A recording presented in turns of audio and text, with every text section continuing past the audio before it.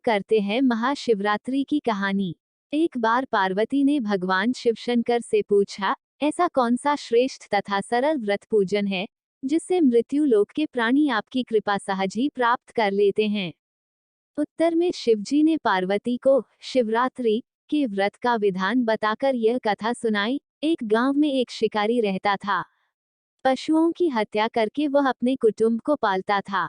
वह एक साहूकार का ऋणी था, लेकिन उसका ऋण समय पर न चुका सका। क्रोधवश साहूकार ने शिकारी को शिवमठ में बंदी बना लिया। संयोग से उस दिन शिवरात्रि थी। शिकारी ध्यानमग्न होकर शिव संबंधी धार्मिक बातें सुनता रहा। चतुर्दशी को उसने शिवरात्रि की कथा भी सुनी। संध्या होते ही साहूकार ने उसे अपने पास बुलाया और ऋण चुकाने के विषय में बात की। शिकारी अगले दिन सारा ऋण लौटा देने का वचन देकर बंधन से छूट गया। अपनी दिनचर्या की भांति वह जंगल में शिकार के लिए निकला, लेकिन दिन भर बंदीगृह में रहने के कारण भूख प्यास से व्याकुल था। शिकार करने के लिए वह एक तालाब के किनारे बेल वृक्ष पर पड़ाव बनाने लगा। बेल वृक्ष के नीचे शिवलिंग था जो बिल्वपत्रों से ढका हुआ था। शिकारी को उसका पता न चला। पड़ाव बनाते समय उसने जो टहनियां तोड़ी वे संयोग से शिवलिंग पर गिरी। इस प्रकार दिन भर भूखे प्यासे शिकारी का व्रत भी हो गया और शिवलिंग पर बेलपत्र भी चढ़ गए। एक पहर रात्रि बीत जाने पर एक गर्भिणी मृगी तालाब पर पानी पीने पहुंची।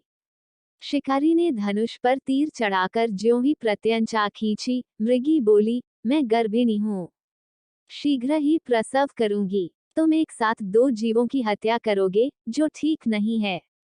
मैं अपने बच्चे को जन्म देकर शीघ्र ही तुम्हारे सामने प्रस्तुत हो जाऊंगी, तब तुम मुझे मार लेना। शिकारी ने प्रत्यंचा ढीली कर दी और मृगी झाड़ियों में लुप्त हो गई। कुछ ही देर बाद एक और मृगी उधर से निकली। शिकारी की प्रसन्नता का ठिकाना न रहा। समीप आने पर उसने धनुष पर बाण चढ़ाया। तब उसे देख मृगी ने विनम्रतापूर्वक निवेदन किया, हे पारधी, मैं थोड़ी देर पहले ही ऋतु से निवृत्त हुई हूँ। कामातुर विरहिणी हूँ। अपने प्रिय की खोज में भटक रही हूँ। मैं अपने पति से मिलकर शीघ्र ही तुम्हारे पास आ जाऊंगी। शिकारी ने उसे भी जाने दिया। 2 बार शिकार को खोकर उसका माथा ठनका। वह चिंता में पड़ गया। रात्रि का आखिरी पहर बीत रहा था। तभी एक अन्य मृगी अपने बच्चों के साथ उधर से निकली। शिकारी के लिए यह स्वर्णिम अवसर था। उसने धनुष पर तीर चढ़ाने में देर न लगाई। वह तीर छोड़ने ही वाला था कि मृगी बोली, हे पारधी, मैं इन बच्चों को पिता के हवाले करके लौटाऊंगी। इस समय मुझे मत मार। शिकारी हंसा और बोला, सामने आए शिकार को छोड़ दूं, मैं ऐसा मूर्ख नहीं। इससे पहले मैं 2 बार अपना शिकार खो चुका हूँ। मेरे बच्चे भूख प्यास से तड़प रहे होंगे।